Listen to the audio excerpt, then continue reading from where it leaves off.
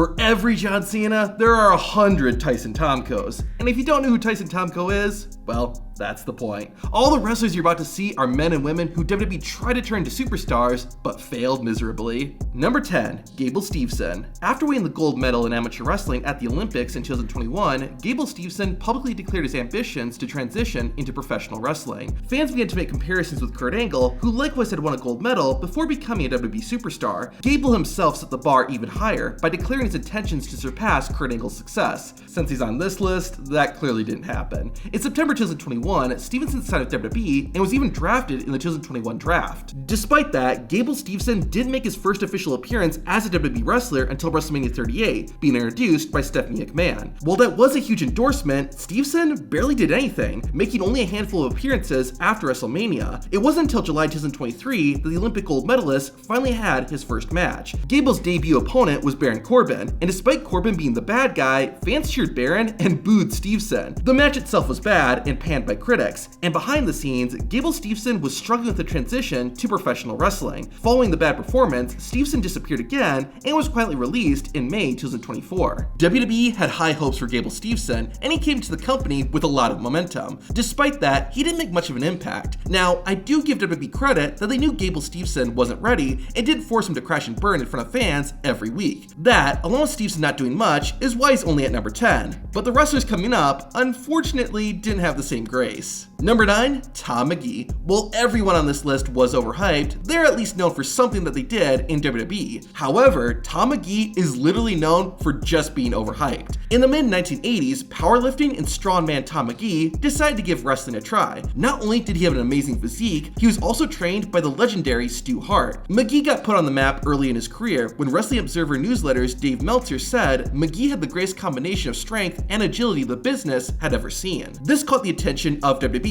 and in October 1986, McGee had a tryout match, defeating Bret Hart. The match wasn't just good, it was great. So great, in fact, that WWE chairman Vince McMahon saw McGee as the successor to Hulk Hogan. However, after being signed, Tom McGee's match performance dropped, and he actually started getting worse and worse. It got to the point that WWE eventually had to give up on McGee, which essentially ended his wrestling career. The ironic part was that the reason Tom McGee seemed like such a big deal was because of his first WWE opponent, Bret Hart. The Hitman was such a phenomenal wrestler that he made Tom McGee look like the real deal. While some people would consider Tom McGee to be the most overhyped wrestler of all time, Tom McGee was almost never seen on WWE TV. In fact, most fans don't even know that there was a wrestler named Tom McGee. For that reason, I put McGee at number 9. Number 8, Karma. In late 2010, Karma, also known as Awesome Khan, signed a contract with WWE, which caught the attention of a lot of fans. Awesome Khan had spent several years in TNA and helped put TNA's women's division on the map. Not only that, but Khan's signing came at the peak of the Divas era, where WWE was literally signing women after seeing them in swimsuit magazines. So, Awesome Khan's strong wrestling ability, as well as her unique look, got a lot of fans excited. Karma made her highly anticipated WWE debut at the 2011 Extreme Rules pay-per-view, where she attacked Michelle McCool. In the following weeks, she targeted almost every woman on the roster. WWE hadn't had a monster female wrestler like this in a while, and their goal was clearly to make Karma a top star in the women's division. In fact, reports surfaced that WWE had plans to have Karma challenge for the Divas Championship at WrestleMania 28. However, real life had other ideas. Only a few weeks after her debut, Karma announced that she was pregnant and needed time off. She returned at the 2012 Royal Rumble, being the third woman to compete in the iconic match. To everyone's surprise though, this would be Karma's final WWE appearance. After not being seen for months after her return, Karma was released in July 2012. Karma's failure in WWE wasn't really anyone's fault. According to Karma herself, the reason she left was because she wasn't physically or mentally ready to return to the ring. Her WWE career is a big what if, because the same year Karma was released, Sasha Banks, Bayley, and Charlotte Flair all got signed. Imagine how different WWE could have looked if Karma hadn't left. Who knows, if she had connected with the fans, the Divas Revolution may have started a lot sooner. So far, most of the wrestlers we've looked at were seen very little on TV. However, now we're getting into the real train wrecks. Number 7, Ultimo Dragon. During the 90s, Ultimo Dragon was considered one of the the best and most successful cruiserweights in wrestling. He even famously held 10 championships at the same time. Because of this and the success Rey Mysterio had, WWE was eager to sign the masked Japanese wrestler. Ultimo Dragon was excited too, as two of his goals were to wrestle inside Madison Square Garden and compete at WrestleMania. However, this is a prime example of be careful what you wish for. A series of promo videos would play on SmackDown, hyping up Ultimo Dragon's upcoming WWE debut.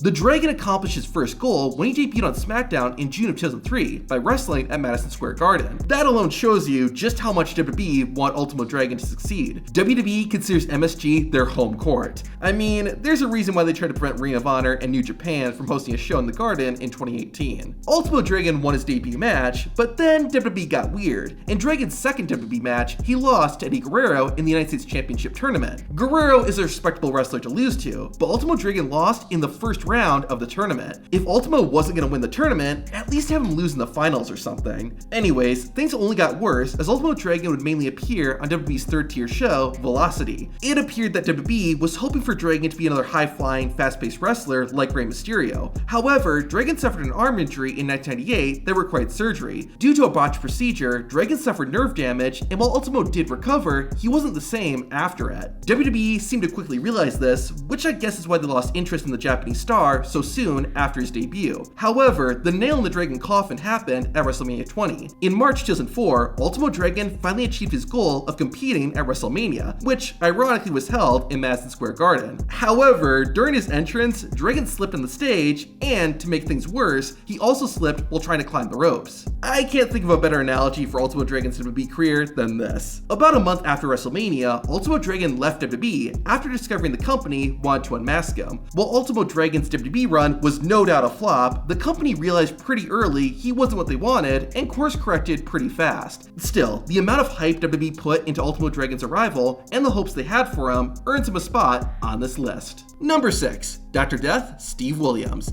Every wrestler on this list got humiliated and humbled to some degree, but I would argue that Dr. Death got the most embarrassment. After wrestling for about 15 years and becoming an icon in Japan, WWE signed Steve Williams in May 1998. In addition to all that, what made Dr. Death stand out was that he was one of the legit toughest wrestlers in the business at the time. Jim Ross, one of the head WWE officials backstage, was a major advocate for Steve Williams, constantly bringing up how Williams was the real deal. Because of all this, WWE had plans for Steve Williams to feud with the WWE champion Stone Cold Steve Austin. At the same time, the infamous Brawl for All tournament was set up. This saw WWE wrestlers actually fight for real, and since he was considered a legit tough guy, WWE encouraged Williams to participate in the tournament. WWE officials expected Steve Williams to win, which would give him even more legitimacy. In fact, some say the Brawl for All was set up specifically to turn Steve Williams into a star. However, in a shocking upset, Steve Williams was knocked out by Bart Gunn in the second round. Making matters worse is during the fight, Dr. Death tore his quad, which put him on the sidelines for several months. While he did return in early 1989, Steve Williams didn't do much of note. After being hyped up as this real tough guy, but seeing him get knocked out on live TV destroyed Steve Williams' career. According to Williams, his storyline feud with Stone Cold was given to Triple H, which gives you an idea of what WWE originally had planned for Dr. Death. Steve Williams is a big what if, but when you look at guys like Brock Lesnar and Kurt Angle, it's not hard to believe that Steve Williams could have been a big deal. While Dr. D's WWE career was short, the fact that it all blew up so quickly and in such an embarrassing way is why he gets number 6. Number 5, Ryback. This might be a little controversial. After all, Ryback was pushed as a main eventer for roughly a year, but hear me out. The big guy debuted in 2010 under the name Skip Sheffield. His first run in WWE was short-lived, as an ankle injury took him out of action for almost 2 years. In 2012, Sheffield was repackaged as Ryback. The Human Wrecking Ball went on an undefeated streak, defeating wrestlers in quick and dominant fashion. He was very much a modern version of Goldberg, and the fans seem to agree.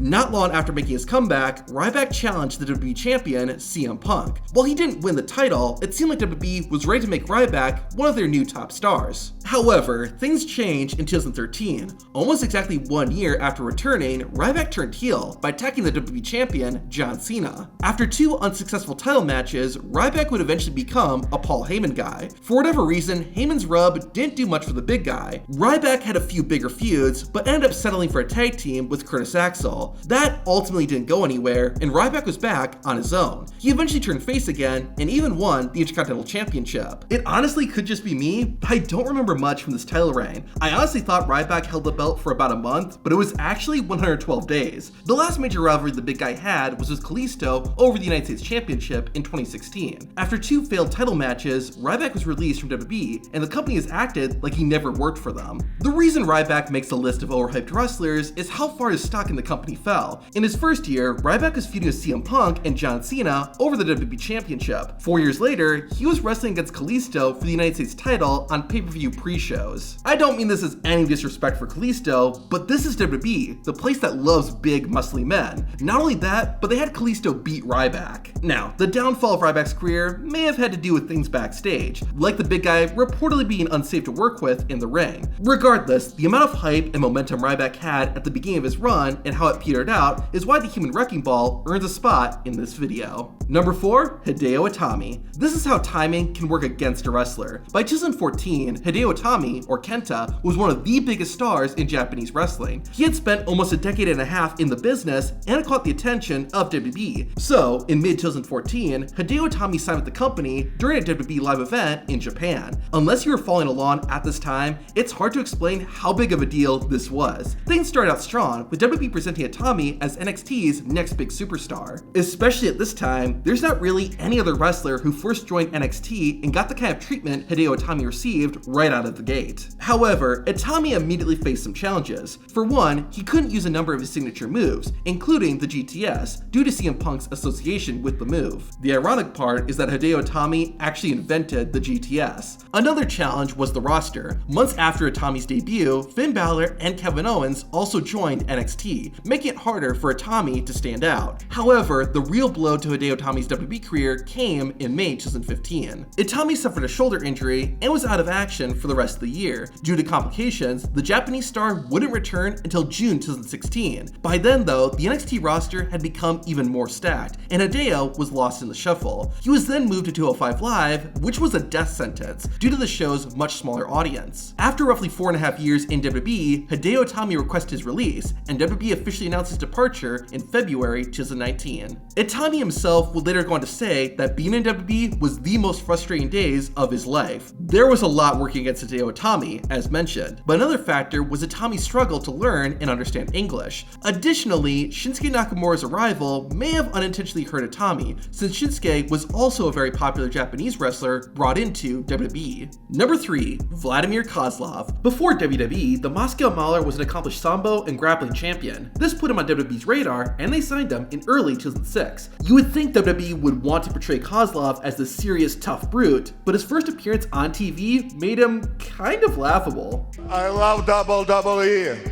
I love WWE. I love WWE.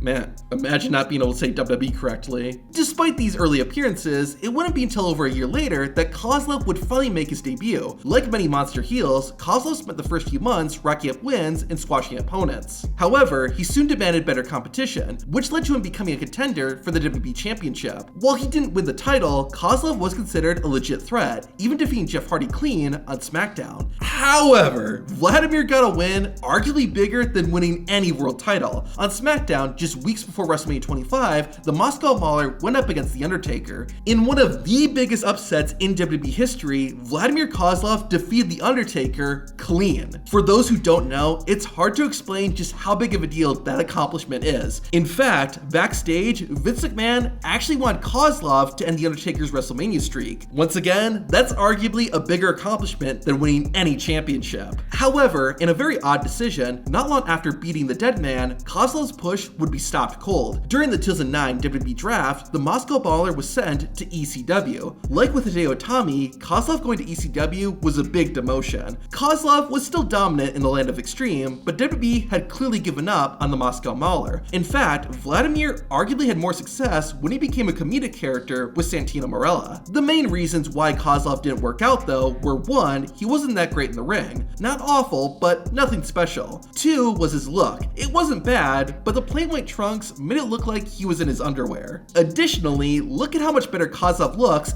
after he left WWE than when he was in the company. However, I think the biggest reason for Vladimir Kozlov's failure was not connecting with the crowd and not getting much of a reaction. WWE and Vince McMahon really wanted and tried to make Kozlov work, but despite all that, the Moscow Mauler never made it and has become an obscure part of WWE history. Number 2, Sin Cara. The story of Sin Cara is similar to that of Ultimo Dragon, but on steroids. Not literally, but you'll see what I mean. After Ultimo Dragon crashed and burned, WWE was content with Rey Mysterio being their one and only masked star. However, as the years went on and Rey kept injuring his darn knee, it was clear that the company needed to start building their next big masked superstar. To find their next Rey Mysterio, WWE decided to go to the country famous for masked wrestlers, Mexico, and signed one of the biggest masked luchadors at the time, Mystico. The company went all out too, holding a press conference to introduce fans to Mystico's new persona, Sin Cara. He had a great look, a cool mask, and given that he was one of the best Mexican wrestlers, it seemed like Sin Cara was destined for success. The Faceless One debuted the night after WrestleMania 27, and cracks began to form almost instantly, when Sin Cara had trouble getting over the top rope. Unfortunately, this wasn't just a one-off problem. Match after match after match, it seemed like Sin Cara would always botch and have trouble moving around the ring. WWE quickly moved Sin Cara from Raw to SmackDown, since the Blue brand didn't broadcast its shows live at the time. However, even with the help of editing, Sin Cara's blunders still showed through. Things were made even worse when Sin Cara violated WWE's wellness policy and was suspended for 30 days. This led to what I think was actually a pretty cool storyline, the Imposter Sin Cara storyline. While it was enjoyable, it didn't turn Sin Cara into a superstar, and unfortunately, in November of 2011, Sin Cara got injured and was out for over 6 months. By the time Sin Cara returned, WWE hadn't totally given up on him, but they realized he wasn't the star they had hoped for. Sin Cara toyed around in WWE for a while until he famously called off a match after dislocating his finger. Backstage, Sin Cara didn't speak English, making it harder for him to communicate and structure matches with his opponents. Additionally, he blamed WWE for not allowing him to wrestle the style he did in Mexico. WWE didn't completely give up on the Sin Cara character though. Hunico, another Mexican wrestler, was given the mask and became the new Sin Cara. Even still, the momentum Sin Cara had in 2011 was gone, and it never came back. The ironic part in all this is that while Sin Cara is long gone, Rey Mysterio, the wrestler Sin Cara was meant to succeed, returned to WWE and has outlasted the Faceless One. And the number 1 most overhyped WWE wrestler is Lex Luger. You remember Tom McGee and how WWE wanted him to be the next Hulk Hogan, right? Well, this is what likely would have happened had WWE pulled the trigger. When Luger joined WWE in 1993, he already had about 8 years of wrestling under his belt, most notably his time in WCW. Originally, Luger was a heel, a bad guy named the Narcissist. However, this character didn't last long. In mid-1993, Hulk Hogan left WWE. Vince McMahon wanted to recreate the success of Hulkamania, and probably wanted to prove that it was him who made Hulk Hogan. Regardless, Lex Luger did a complete 180. Instead of a narcissistic villain, Luger became the all-American hero. Now, Luger as the Hulk Hogan replacement does kind of make sense. In the mid-80s, people often compared Hogan and Luger. In fact, Lex had thicker hair compared to Hogan's balding head and a more defined physique. If anyone was the right candidate to replace Hulk Hogan, it was Lex Luger. However, a whole lot of things didn't go right. First, there wasn't much time for Luger to adopt the American hero gimmick. He went from being a selfish jerk to trying to represent something bigger than himself within a few weeks. It was just confusing and didn't seem natural. Additionally, Lex Luger wasn't the best on the microphone. While Hulk Hogan wasn't Shakespeare, he was charismatic and very rarely stumbled over his words. Lex, not so much. For those of you who voted for the winner, you know, every day I strive to be worthy of your support. To WWE's credit, they went above and beyond to try and make Lex Luger a superstar. Unlike everyone else we've talked about, WWE poured millions of dollars into the Lex Express. It was a bus that Luger drove around the United States, where he met with fans to help build support for his WWE Championship match at SummerSlam. Despite this huge investment, WWE and Vince McMahon could see the writing on the wall. While Lex did win his championship match against Yokozuna, he did so via countout and didn't win the title. It made Lex Luger's huge celebration at the end look weird and made Lex himself look kind of like a dork. WWE didn't completely drop the ball with Lex Luger after SummerSlam 93, but they might as well have. Ironically, it was the Canadian, not the American wrestler, who'd become the next big face for WWE. However, the biggest reason for Lex Luger's failure was that he was trying to be Hulk Hogan. By 1993, Hulk Hogan had been the star of not just WWE, but of wrestling for almost 10 years. Fans were getting tired of the Hulkster, and if they had to put up with more Hulk Hogan, they certainly didn't want the knockoff version. You could argue that if WWE had gone all the way and had Lex win the WWE Championship at at SummerSlam, Lex may have had a shot. However, I think they would have just made fans more upset and disconnected with Luger, and may have even hurt the WWE title too. Honestly, after SummerSlam, WWE should have had Lex Luger turn heel again. That would have at least had a chance to succeed. Unless WWE did Lex's heel turn like how they did Eugene's. Speaking of which, to see the top 10 worst WWE heel turns, watch the video on screen.